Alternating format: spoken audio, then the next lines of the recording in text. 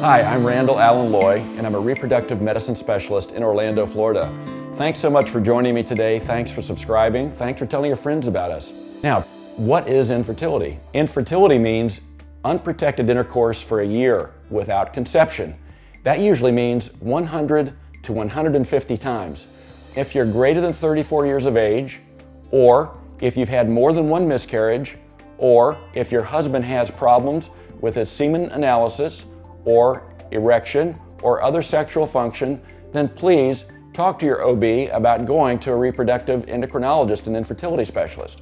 We regard infertility as a couple's problem.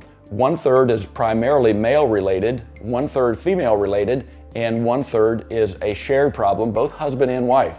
So the very first thing to do when preparing to go to a reproductive medicine specialist is to have all of your medical records forwarded. In addition, have your own copy to hand deliver in case your doctor has not been able to get the records to the reproductive endocrinologist. That's always important. Now that will include x-rays, ultrasounds, previous operative reports, any information about your health that you can have will help us. The other thing is to write down the details of your attempts. How long have you been trying? How many times per week? Do you use lubricants? Are there any problems with ejaculation? Tell your doctor about any problems with your menstrual periods, any drop periods or short periods or long periods, heavy bleeding. If you're aware of those going into your doctor, he or she will be able to take a better history from you. So in that first visit, you'll need to ask your infertility specialist, what do you think is the reason we've not conceived so far? What tests would you recommend for us and in what order? What are the risks or complications of those tests? Will surgery be necessary?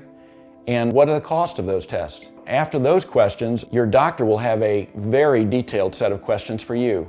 It's called the medical history, but in reproductive medicine, we tend to focus on different issues.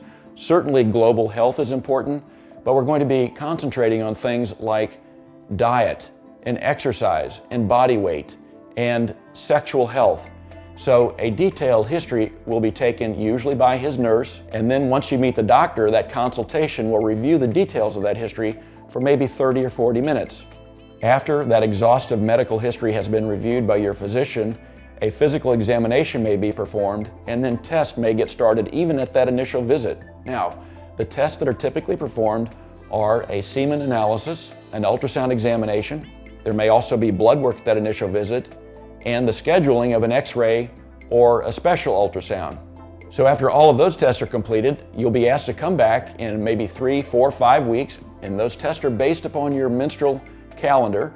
So once all the tests are completed, you'll come back, you'll meet with him or her, all of those tests will be reviewed, and then a treatment plan will be formulated specifically for you. Your tests will inform us what to do. Some couples desire to go straight to IVF. That may or may not be appropriate. Other couples wish to just do the simplest of things and just have a diagnosis. Whatever is comfortable for you is what should be done. Now, at that follow-up appointment, you should ask your doctor, what is the first treatment? How long should we pursue that particular treatment plan? What are we going to do next? What are the success rates? And what are the costs? At the very end of that consultation, you'll be meeting with a financial counselor, so please bring your insurance information with you. Now, a story. We've been talking a lot today about questions back and forth between you and your doctor. A few years ago, a guy came in, the largest Italian guy I've ever seen. I can say this with some impunity because I'm Italian. He was probably 6'4", 6'5", and maybe 300 pounds. He looked like he'd walked off the set of a cheap mafioso movie. He had a white hat with a black band around it, very dark, sunglasses, couldn't see his eyes at all, black shirt open to his navel, hair everywhere, gold chains, fake Rolex on his left hand, sleeves rolled up, you get the picture. Now his wife, on the other hand, was maybe 4'11" and maybe 85 pounds soaking wet. And I noticed when she first sat down that she had a little bit of a mustache, and into the questioning, I asked her, have you ever noticed any increases in facial or body hair growth? Well, this big mafioso type guy got up and pounded on the desk. He said, take it back, right now, you take it back. He goes, you know what, I'm gonna beat your little... Well, he came around the desk and he picked me up by the lapels of my white coat and he says, I'm gonna go out right now, buddy. We're gonna settle this on the parking lot. I've had enough of this. He said, nobody calls my wife a blanking gorilla and gets away with it. Well, he was getting very serious and his wife is pulling on his arm and she goes, honey, don't hurt the doctor, don't hurt the doctor. She's crying, I'm crying, don't hurt the doctor, honey, I want to tell him. Anyway, I was able, with my left hand, to pick up the receiver. I unfortunately dropped it, but I hit 911. And somehow, amidst all the turmoil and chaos, we heard the 911 operator say, "911, what is your emergency?" At that point, the guy froze, and he says, "Oh my God." And she says, "Come on, honey, the cops are on the way." She pulled him out the door. He goes, "Let's go, baby." I never saw them again. And that's the very last time I ever asked a woman about her mustache in the presence of her husband. So thanks so much for joining me today. I really appreciate your being here. Thanks for subscribing. Please tell your friends about us.